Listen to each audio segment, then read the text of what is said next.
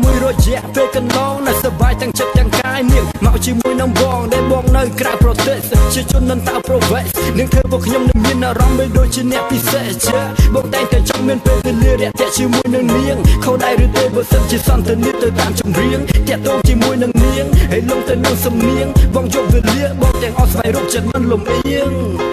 អូ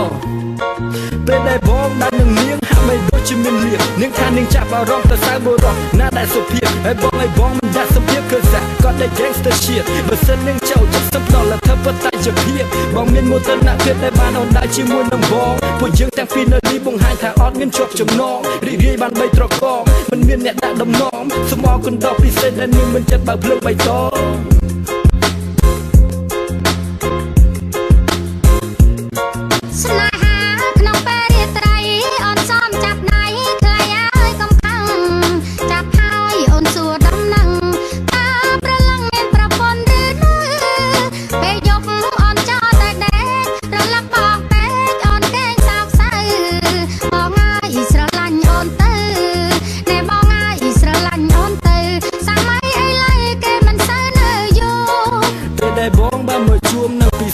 បងគាត់នៅចង់និយាយថាចាប់ចិនចេតនា